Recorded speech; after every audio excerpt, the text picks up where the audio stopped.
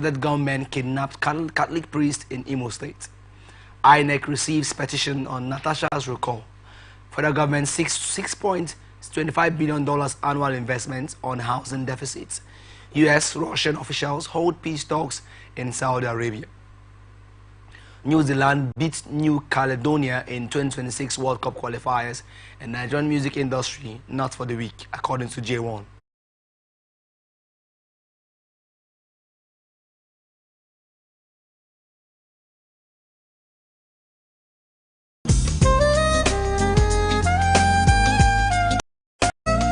Rivers State University, Bolu Oroboruko, Port Harcourt, RSU holds 110th inaugural lecture. The Rivers State University, Bolu Oroboruko, Port Harcourt wishes to announce that the 110th inaugural lecture of the university shall hold on Wednesday, 26th March 2025 by 2 p.m. at the Dr. Nyesom Ezenwonwike Senate Building. The topic of the 110th inaugural lecture is Plug and Play Opportunities in Accounting and Taxation, a Social Contract Lens, to be delivered by Professor John Ohaka, a Professor of Accounting and Tax Management. The Vice Chancellor, Professor Isaac Zebo BP, on behalf of the Governing Council, Senate, staff and students, invites the general public to the inaugural lecture. And this is signed by Mrs. Ibimonia B.S. Harry, Registrar.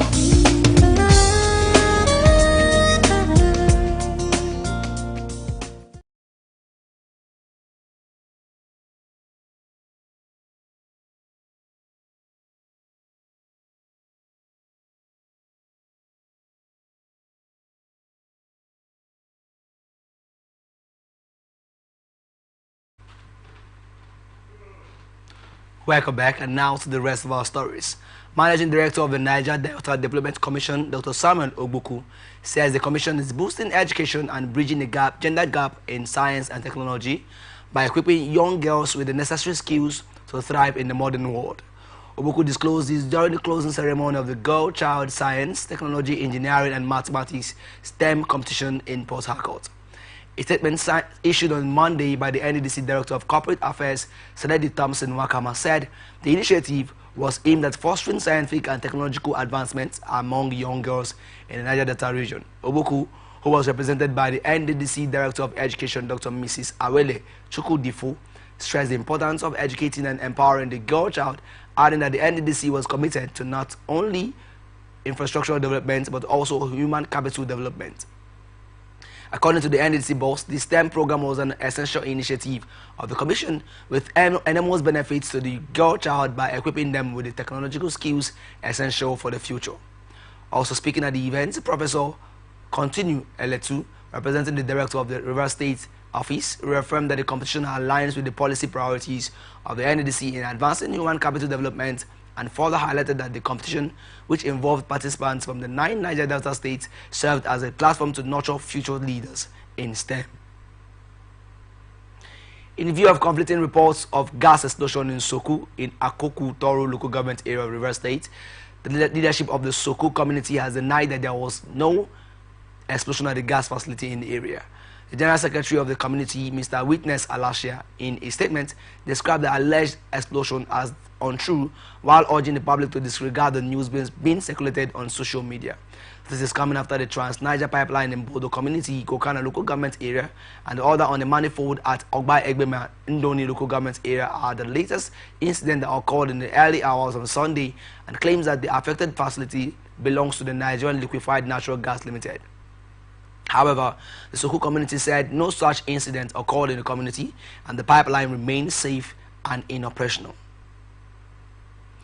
6th Division of the Nigerian Army has destroyed 19 illegal refineries and also arrested 12 suspects and recovered 138,000 liters of stolen petroleum products in the Niger Delta region. The success was achieved during a week-long operation conducted in collaboration with other security agencies across several communities in the region. Acting Deputy Director of the 6th Division Army Public Relations, Lieutenant Colonel Jonel Danjuma, who disclosed the developments in the statement in Port Harcourt, said the operation, which took place from March 17 to March 23, 2025, spanned 4 states, namely River State, Bayelsa, Akwa Ibom State, and Delta State. A significant portion of the operation focused on intelligence-driven actions in River State, which led to the interception of a tanker loaded with 60,000 liters of stolen crude oil along the Apajo Iwofe Road in Obiakpo local government area. The operation also targeted illegal bunkering camps in Rivers and Bayelsa states, adding that at Join Krama 4 and Biseni, troops destroyed illegal refining sites, recovering over 25,000 liters of stolen crude and 850 liters of illegally refined automotive gasoline oil. Additionally, over 1,550 liters of stolen crude were recovered from cell phone bags on the waterways.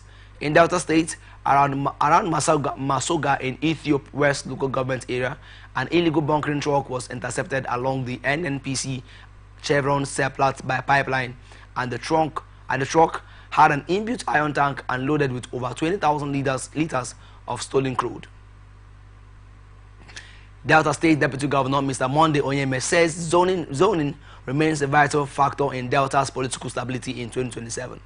Onyeme, who disclosed this at the inauguration of the Ughelli North and Ughelli South and Udu Federal Constituency Forum held at Oharisi Primary School, Ughelli, stressed that the zoning system reinforced the People's Democratic Party's stronghold by ensuring a balanced and equitable distribution of political offices among the diverse ethnic groups in the state, adding that as the 2027 elections approaches, zoning remains a vital factor in Delta's political stability.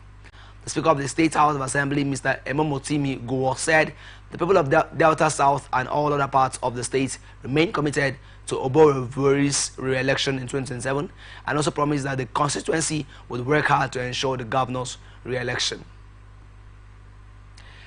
Akwa Ibom State government has urged stakeholders in the water sector to adopt effective management plans to ensure the sustainability of the glacier systems, including reducing vehicular traffic, including using eco-friendly products, reducing pesticide use, and avoiding burning bushes, among others. The Commissioner of Water Resources and Sanitation, Ubo, who disclosed this while speaking at a one-day seminar to commemorate the 2025 Water Day celebration in Uyo, which had the theme Glacier Preservation, called on all stakeholders in water resources planning, exploration and management, as well as wetland and coastal managers to pull the needed synergy and adopt integrated water resources management approach that will ensure preservation and sustainability of glacier systems. A professor of agri-economics at the University of Uyo, Gabriel Umo, while representing a paper on glacier preservation, said the melting glacier effects of ocean currents causing the sea level to rise and sometimes leading to flooding in coastal communities of Akwa Ibom State, adding that studies have shown that 43,110 residents of Akwa Ibom State are affected by flood, and therefore adaptation to glacier will become a source of concern to experts. He therefore recommended some action plans to the government and other authorities to preserve glaciers in an attempt to check climate change caused by the lack of preservation of glaciers.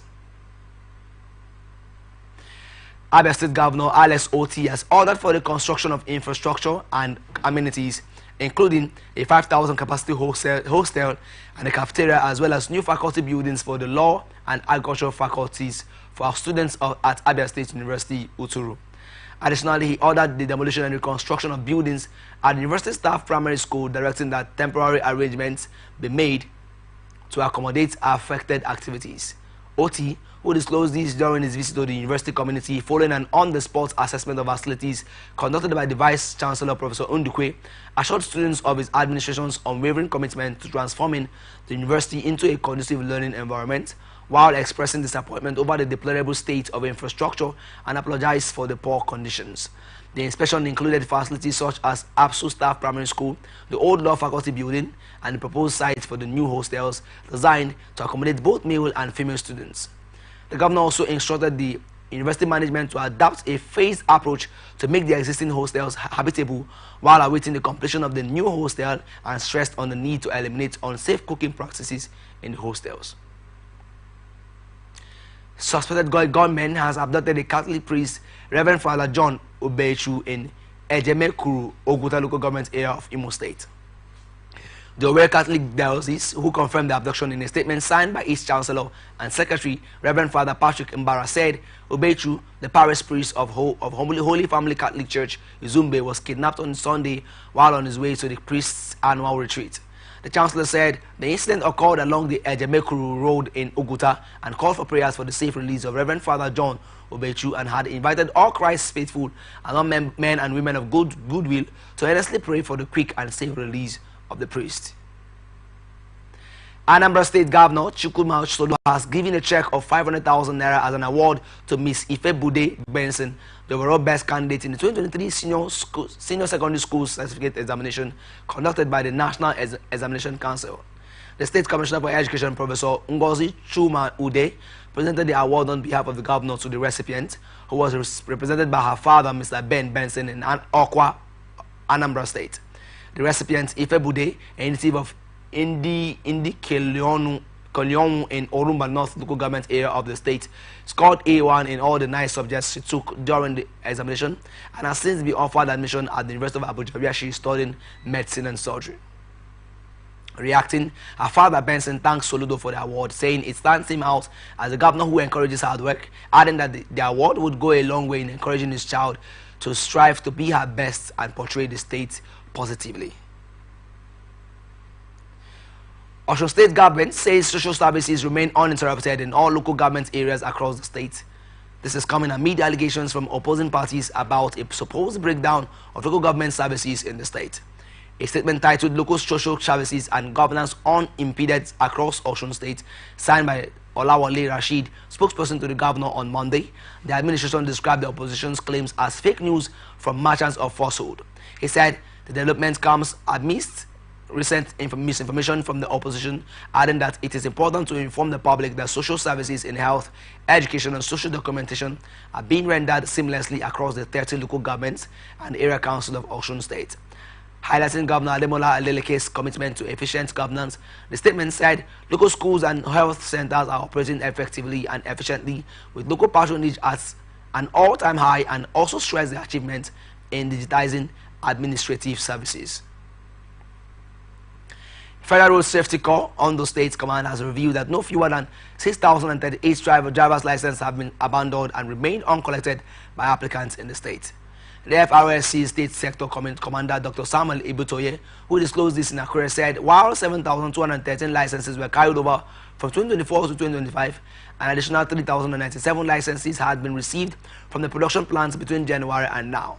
The sector commander urged applicants who had yet to collect their licenses to visit the Board of Internal Revenue office in Alagbaka, Ondo State, to claim them, adding that a valid driver's license is the only legal document that permits individuals to drive on Nigerian roads.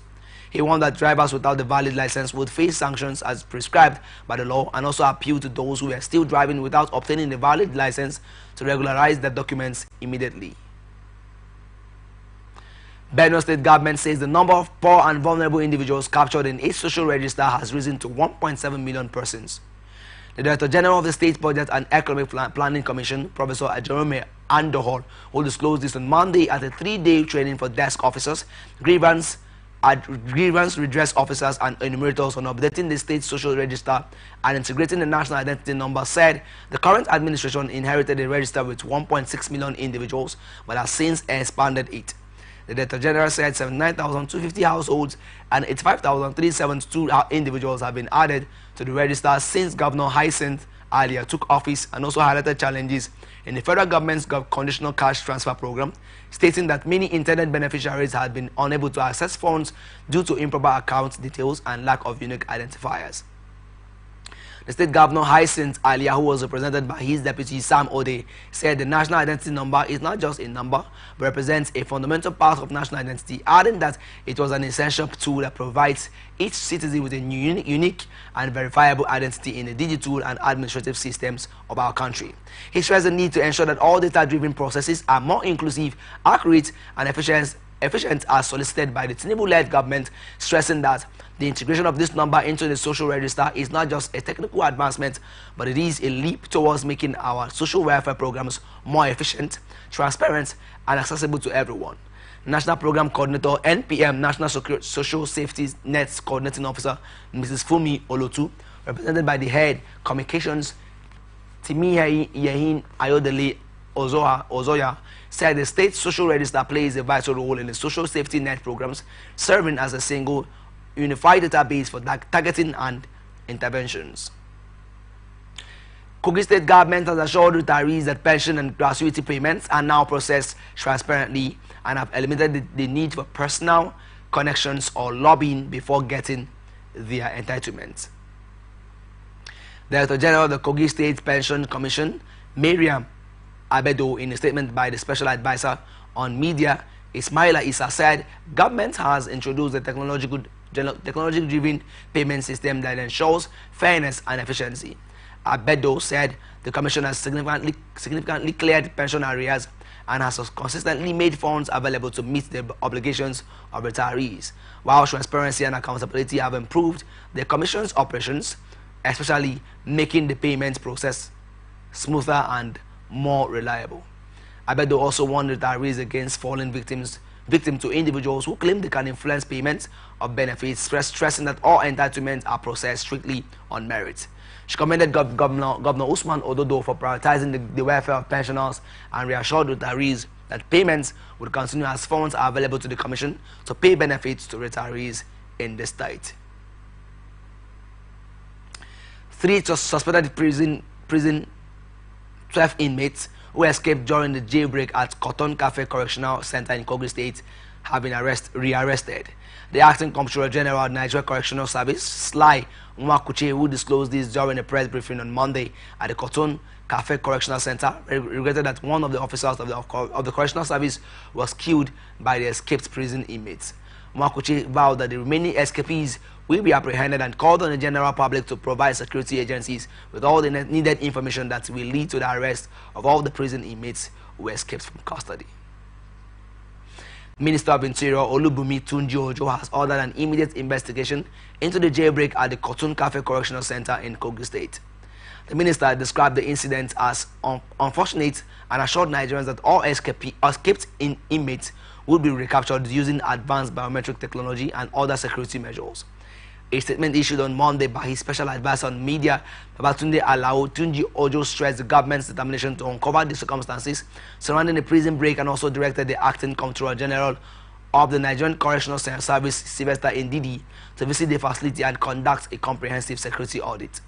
He assured Nigerians that the authorities would leave no stone unturned in tracking down the fleeing inmates, adding that in a post on his official X, formerly Twitter account, Tunji Ojo reiterated his commitment to ensuring accountability within the correctional center system and also assured the public of strengthened security at correctional facilities across the country to prevent further occurrences.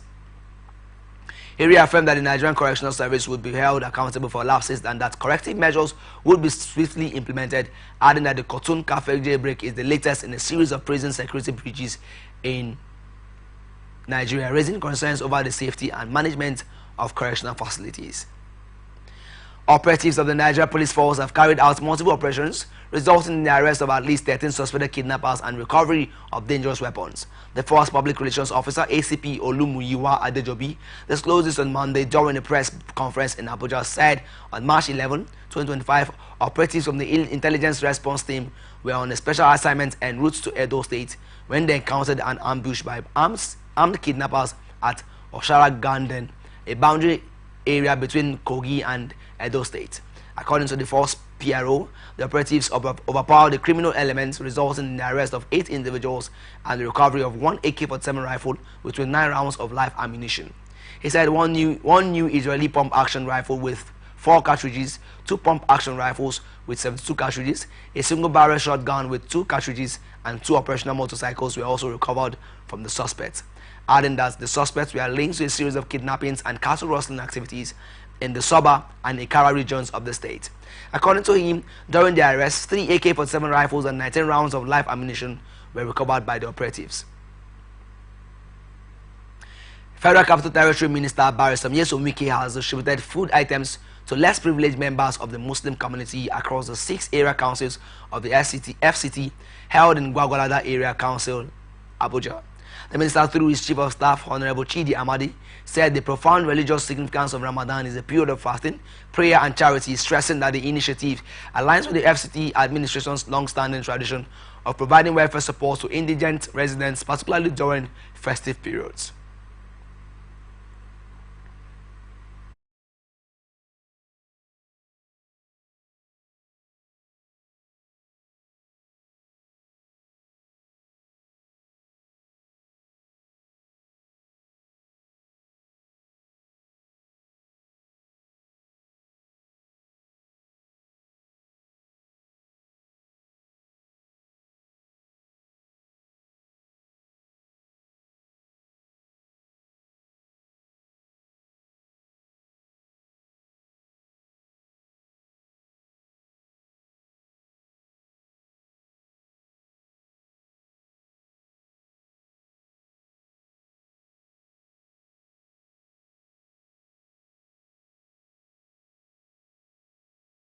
community.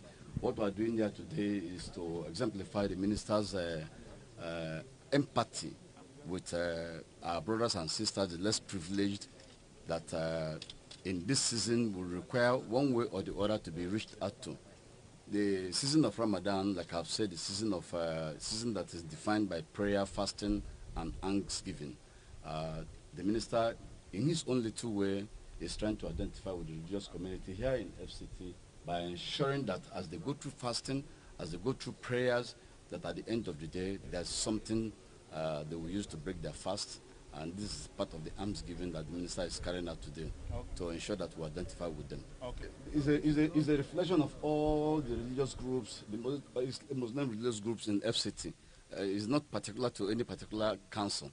You can see that there are different, the symbolic handover today reflects most of we have the imams, the leadership group, we have the associations, we have the students' body, we have the schools, less privileged, they're all involved here. The Imam of Mosque are the minister's official camp residents, Imam Lawal Mustafa and Al-Haji Abdul Razak Ademola, principal of the Abuja School for the Deaf, on behalf of the other recipients, conveyed appreciation to the FCT minister, highlighting the significant relief the food items will provide to vulnerable members of the community, especially those with special needs. Recipients of the food items include the 17 graded chiefs in the FCT, as well as over 70 mosques across the nation's capital and 49 welfare associations, amongst others. And gesture that has been demonstrated in our presence by distributing these foodstuffs to us at the citizenry of this country and this area in particular. We are thanking Mr. Minister that he has done well, and in our religion, our God has given us the order that Hal Jazaul Ihsan illa Ihsan, that the kindness deserves kindness. Obviously, and I won't stand here, what we'll do and what we'll say is just to include our Mr. Minister with the deep prayers of concern and respect that he has done well to us, and we're very, very happy. We really thank God, especially this month, of the holy month of Ramadan, and especially these last 10 days, giving out, touching life, it go a long way. The lepers group and co. Minister have done very mercifully well. God continues to be with the minister, the FCT, and Nigeria as a whole.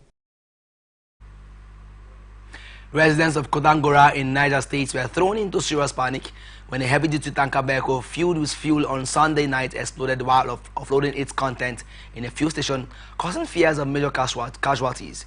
The fuel station was said to belong to a major marketer located a few meters from the B division of the Nigerian Police Kotangora in Kotangora local government area. Eyewitnesses said the explosion occurred when premium metal spirits, popularly known as petrol, was being offloaded from the tanker when the explosion caused huge inferno and raising fears of a possible escalation of the disaster. The Niger State Sector Commander of the Federal Road Safety Corps, Kumar Sukwan, spoken to said his newsmen were able to nip the explosion and prevent human casualties. Adamawa State Police Command has launched investigation into the gruesome killing of a 35-year-old POS operator Abbas Yuguda in Mayo Bewa local government area. SP Suleiman Yahaya Nguroje, Police Public Relations Officer at Adamawa Police Command, said in a statement that the incident occurred on March 22, 2025, adding that Yuguda was attacked with weapons while he was on his way home after the close of business. According to the statement, operatives attached to the Divisional Police Headquarters Mayo Belwa arrived at the scene and immediately rushed the victim to Cottage Hospital, Mayo Bewa, in a bid to save his life, but he was confirmed dead while receiving treatment.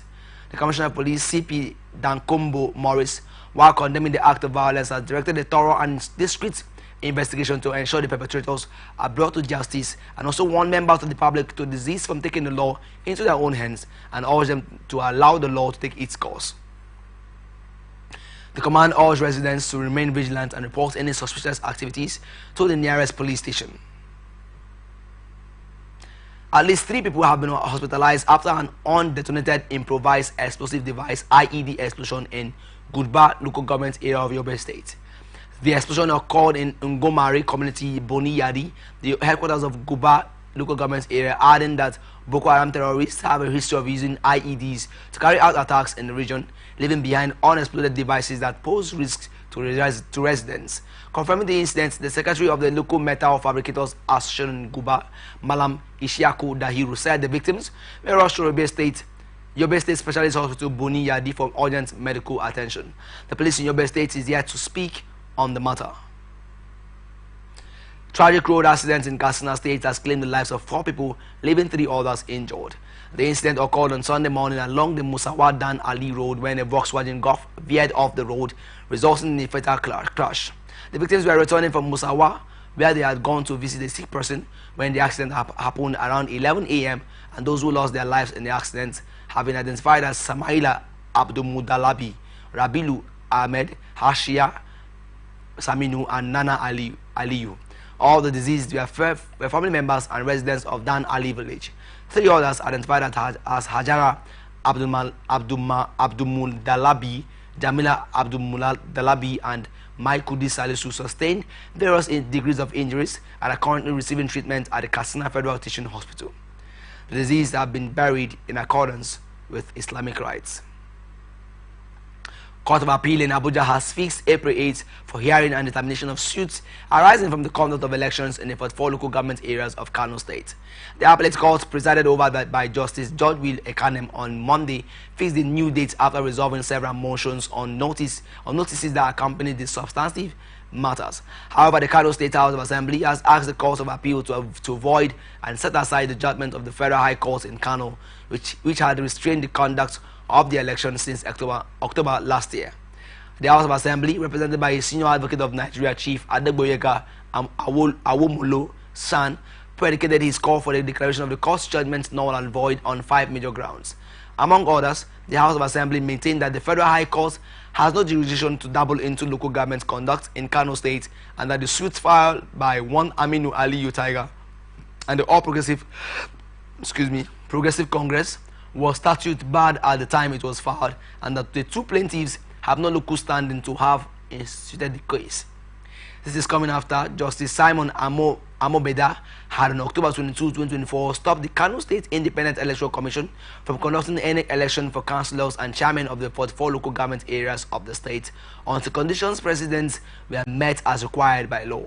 Justice Amobeda in the judgment barred members of the state electoral body from conducting any election on the grounds that they were established card-carrying members of the ruling New Nigeria People's Party in Kano State, contrary to Section 197 and 200 of the 1999 Constitution, while the judge directed the Independent National Electoral Commission not to release any part of the National Voter Register to Kano State for the purpose of conducting the local government polls.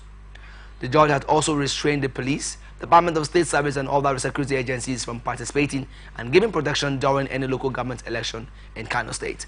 But aggrieved by the decisions of the court, the Kano State House of Assembly approached the Court of Appeal in Abuja, praying for an order to set aside the findings and decisions of Justice Amobeda issued against them.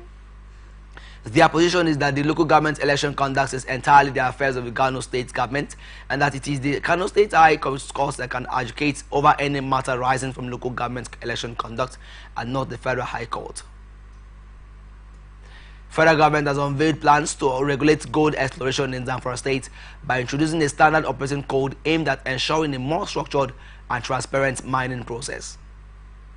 The Minister of Solid Minerals Development, Dele Alake, who disclosed this at a recent press briefing to mark the first anniversary, said the establishment of the mining marshals will safeguard the sector against illegal mining activities, adding that in December 2024, the government lifted a 5-year ban on mining exploration, which was infected by banditry and illegal mining operations in Zamfara State. The move was made following significant improvement in the security situation in the state, while a committee was formed to draft a standard operating procedure specifically for mining operations in the state, and the committee, which is interagency and interdepartmental, aims to provide a code of conduct for anyone wishing to operate within the state's mining sector, particularly with regard to gold extraction. The minister also highlighted that the mining marshals would play an essential role in ensuring compliance with the new operating code, adding that security agencies, including the Ministry of Defense, the Inspector General of Police, and the National Security Advisor are involved in the efforts to ensure that licensed operators can carry out the operations safely, without hindrance from banditry or other criminal activities. You're watching the Global News on Atlantic Television Network. We'll be back after this break. How far, Niger? Welcome to the Glow Cafe app. Come in. Because it's time for an upgrade. Your own personal Glow Cafe app open 24/7. Welcome to bigger, better, smarter. Welcome to total control of your data, your airtime. Mom, I'll call you back. How you buy? I'll send you data. How you share and how you recharge. Movies, gaming, music. All in one place. Welcome to More Valley. Download the upgraded Glow Cafe app and get more data. Get 100% recharge bonus and get a massive 100 gigabytes data bonus when you register. Want it all? Download all this into this. Glow Unlimited.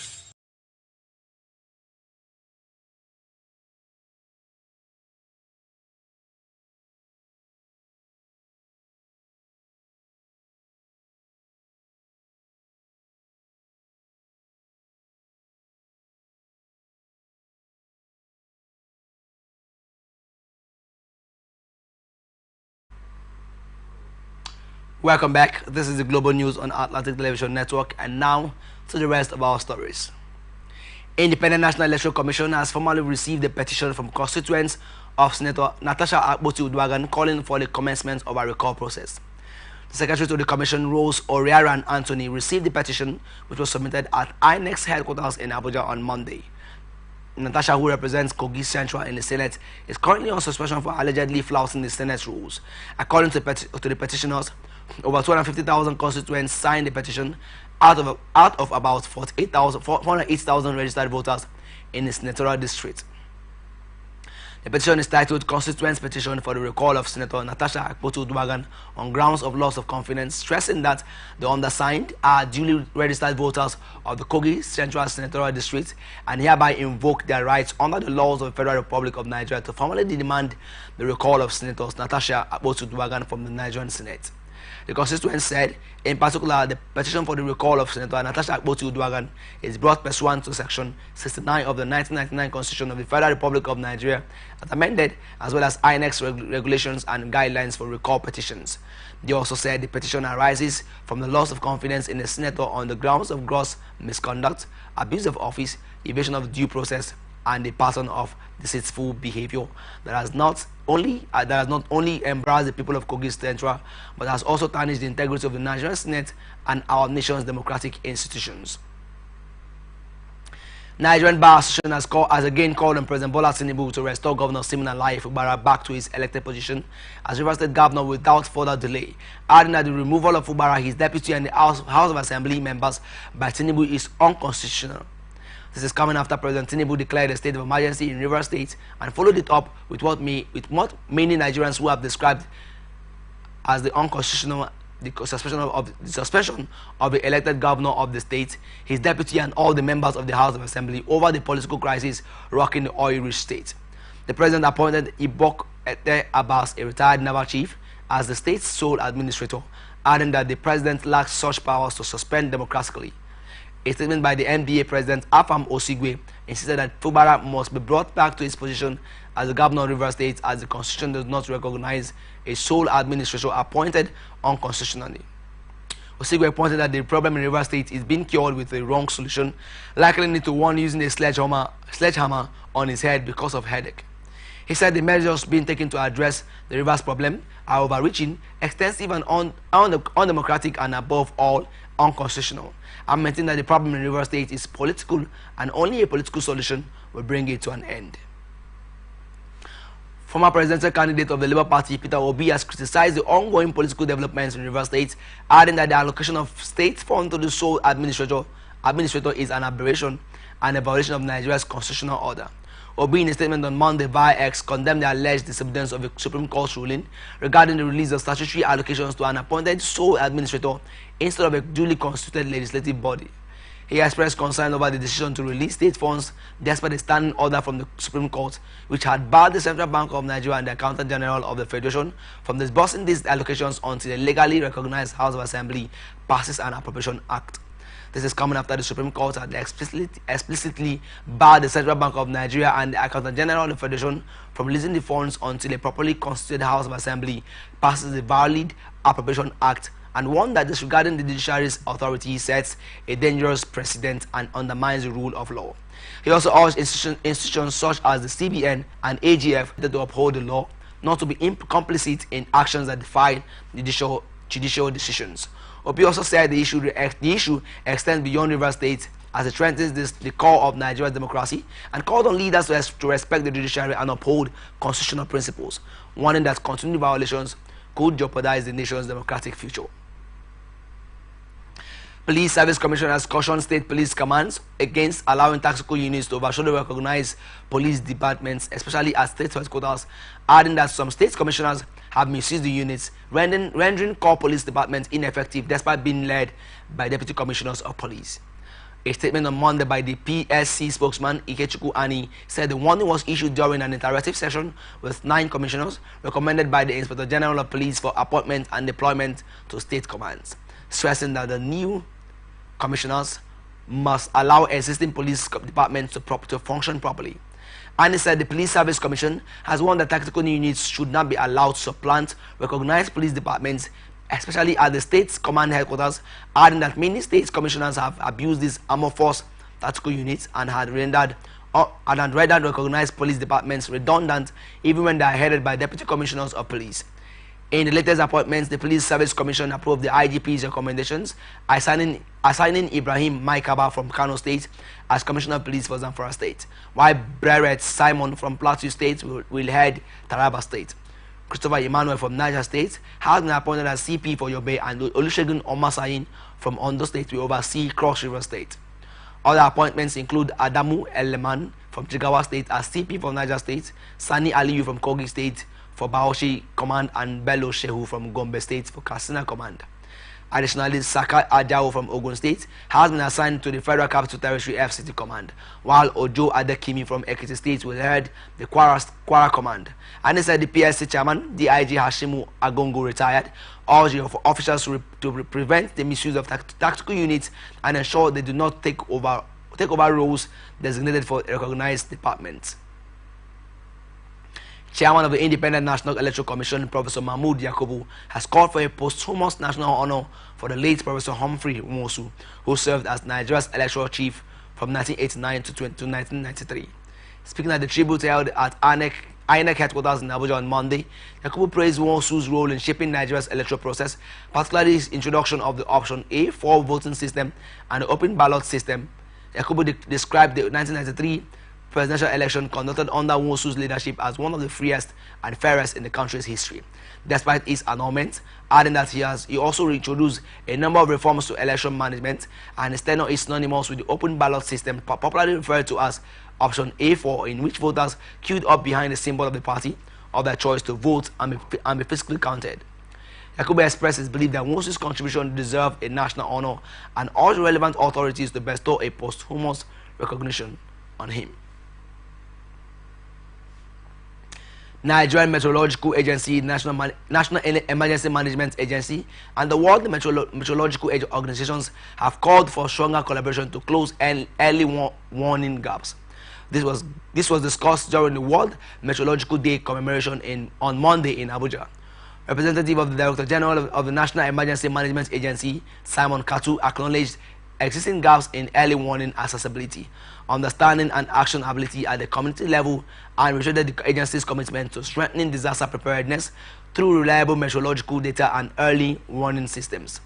Kato praised NIMET's seasonal climate prediction for shaping NEMA's disaster preparedness strategies that will enable the agency to respond effectively to floods, drought, and storms. The Director General of the Nigerian Meteorological Agency, Charles Anosike, also said investing in early warning systems not only saves lives but also strengthens economies, stressing that dissemination capabilities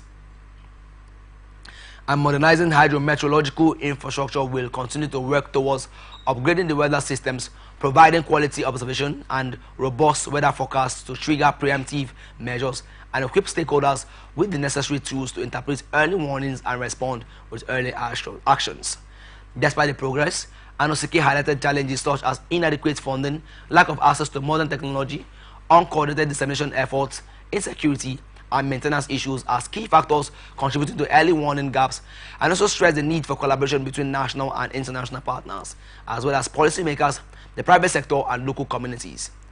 Representative of the World Meteorological Organization, Bernard Gomez, underscored the importance of international cooperation in meteorological data exchange, adding that no country can collect global weather data alone, and warned about the increasing impact of climate change, citing that 2024 was the hottest year on record, with temperatures temporarily hitting 1.5 degrees Celsius above pre-industrial levels. And now, business news. Federal government says Nigeria requires an annual investment of $6.25 billion to address the country's housing deficit, estimated at over 28 million units. The Minister of Housing and Urban Development, Ahmed Dangiwa, who disclosed this recently at the Renewed Hope Housing Public-Private Partnership Summit held in Abuja, said despite numerous housing policies and strategy papers' inconsistent implementation, the minister highlighted that to bridge the housing gap and meet the rising demand, the country must deliver 500,000 housing units annually over the next decade, adding that a scale of investment necessitates a collaborative strategy involving both the government and the private sector. He also said over 70% of Nigeria's 43 million housing units do not meet basic standards of habitability, safety, sanitation, and accessibility and infrastructure, stressing that public-private partnerships are central to achieving large-scale affordable housing and urban development, and urged the private sector to collaborate with the government in addressing the housing deficit. In the same vein, the Senate Committee on Land, Housing and Urban Development reaffirmed its commitment to supporting public-private partnerships as a key strategy for addressing Nigeria's housing challenges. Federal government says Nigerians will be made to learn power generation and transmission from Egypt in order to adapt the role model in the sector, and also has reaffirmed its commitment to rural development through improved electricity access. The Minister of Power, Adebayo Adelabu, who disclosed this during a recent meeting in Abuja with the Egyptian ambassador to Nigeria, Mohammed Faoud. A statement by Adelabu's spokesperson, Bolaji Tunji, said the meeting centered on strengthening bilateral cooperation in energy expansion with a focus on renewable energy and rural electrification. Adelabu commended Egypt's achievements in the energy sector, describing the country as a role model in energy infrastructure development, and expressed Nigeria's interest in learning from Egypt's experience in energy generation, transmission, and distribution, adding that the success in Egypt led to the engagement with Siemens with a view towards stabilizing Nigeria's power sector. He highlighted Nigeria's efforts to connect remote rural areas to power through renewable energy initiatives, citing the economic challenges of extending the national grid to these regions with Nigeria's abundant renewable energy resources, including solar, wind, and hydroelectric potential, expressing the government's determination to harness the resources for sustainable energy access. Speaking, Fuad expressed Egypt's enthusiasm for collaborating with Nigeria, particularly in closing the metering gap and sharing best practices in energy access, and also the shared goals and mutual benefits of strengthening bilateral ties between the two nations. Minister of Works David Umahi says Nigeria expects increased investments and enhanced technology transfer from the Chinese government to transform the country. Speaking during a courtesy visit by the Chinese ambassador to Nigeria, Yu Donghai, Umahi highlighted the various roads and infrastructure projects being executed by Chinese firms such as CCECC, Czech, CBC, CGC, and a host of others, adding that China had every reason to support the Nigerian president in promoting economic growth, particularly in terms of infrastructural development. He therefore urged the Chinese government to respond positively to Nigeria's friendly overtures by bringing adequate investments and technology to boost the economy, and also commended China for its sophisticated and world-class infrastructure development, and requested the transfer of such advanced technologies along with specialized training from Nigerian engineers in China. He also encouraged further cooperation to strengthen the existing bilateral relationship between both countries, urging the ambassador to expedite decisions on the Naira swap deal, which he believes will facilitate seamless transfer of funds and enhance bilateral cooperation. Earlier, the chief ambassador, His Excellency Yu Donghai, praised Nigeria for its cultural diversity and the enterprising spirit of its citizens, acknowledged Nigeria as one of the world's largest exporting nations, similar to China. The ambassador commended President Bola Ahmed Tinubu for his transformative leadership, particularly in providing quality and basic infrastructure to Nigerian citizens, and also assured the minister of his full cooperation in elevating the existing relationship between both countries, and expressed optimism about the viability of the Naira swap deal, especially now that Nigeria is a member of BRICS nations. And now to international tidbits. Talks between US and Russian officials on a possible peace deal in Ukraine are taking place in Saudi Arabia. The developments followed separate talks between Ukraine and the US in Saudi, which Ukraine's defense minister called productive and focused. This is coming after Russian attacks on Ukraine continued overnight, with Ukraine saying Russia launched 99 attack drones. A Russian drone attack on Kyiv at the weekend killed 3 people, including a 5-year-old child, and Ukraine is also launching drones at Russia, with the Russian military saying 28 were intercepted overnight. Ukraine also says it has destroyed 4 military helicopters in Russia. South Korea's constitutional court has dismissed the impeachment of Prime Minister Han Duck-soo and reinstated him as the country's acting president. Han took over as acting leader last December when President Yoon Suk-yeol was suspended from duties and impeached by parliament after he attempted to declare martial law. However, Han only lasted 2 weeks in power before lawmakers voted to impeach him as well.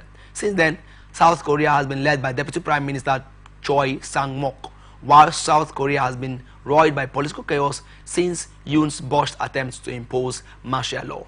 Shortly after assuming the role of acting president, Han blocked the appointment of new judges to the Constitutional Court, something the opposition had hoped would improve the odds of Yoon getting impeached.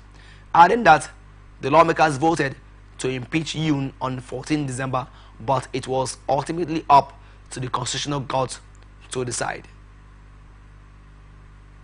If the court votes to uphold the impeachment, Yoon would be immediately removed from office, and South Korea must hold a presidential election within 60 days. And if it dismisses the impeachment, Yoon would return to his duties immediately.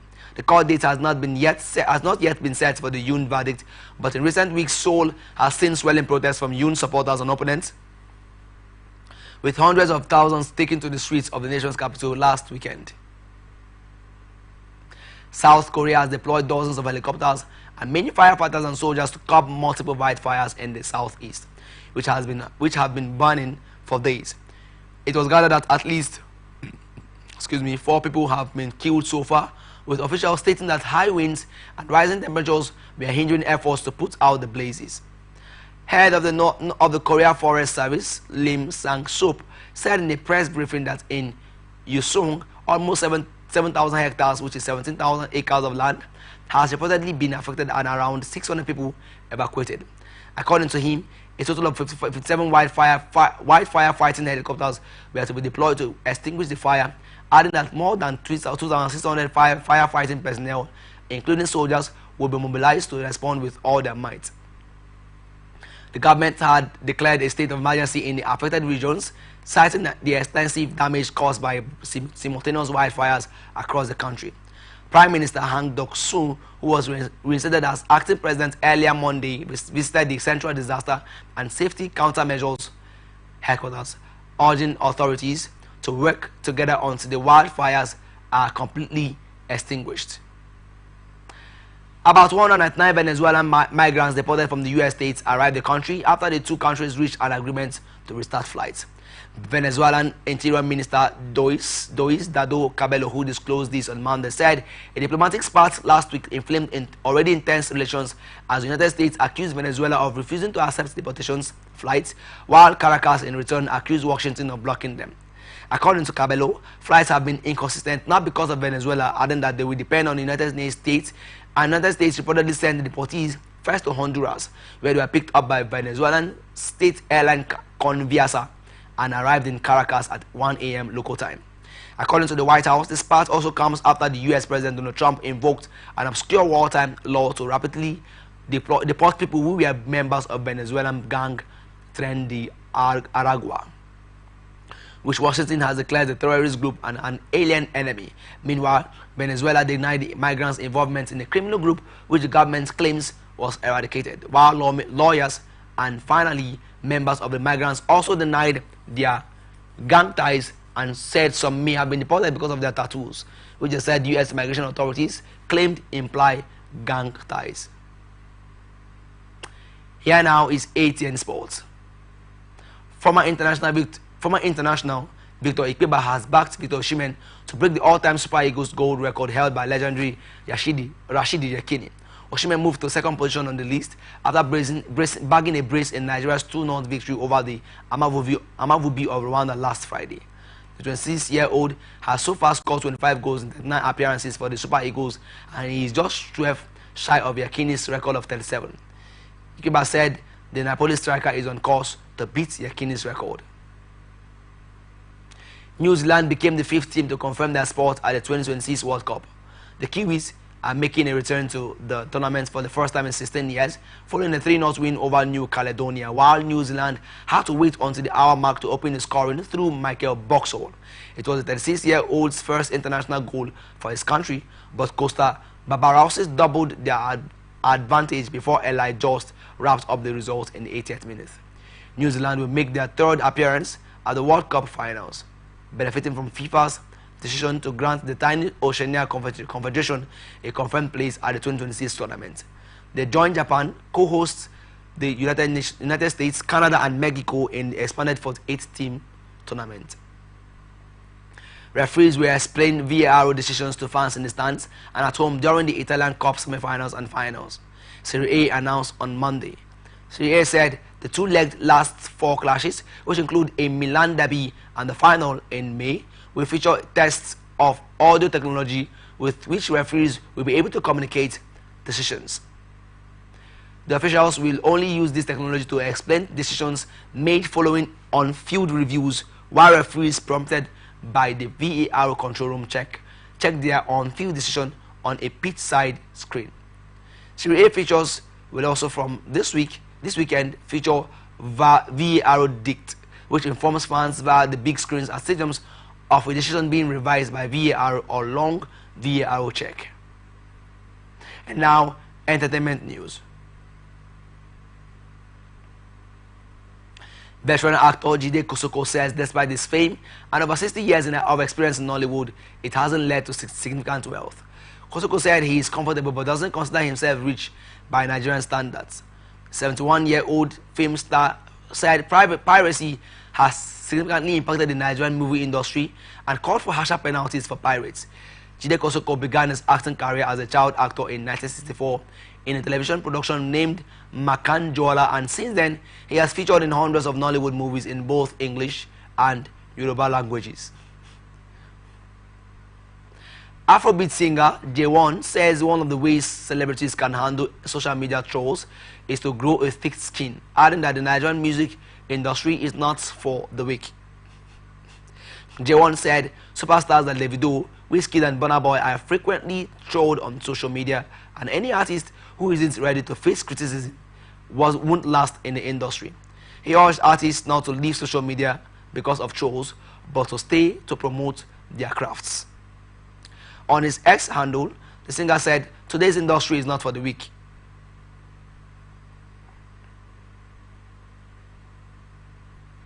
And that's the global news for tonight. Before we go, another look at the major stories. NDDC hosts STEM competition to improve gender skills. Suspected gunmen kidnap Catholic priest in Imo State. INEC receives petition on Natasha's recall. Federal government sees $6.25 billion annual investment on housing deficit. US, Russian officials hold peace talks in Saudi Arabia.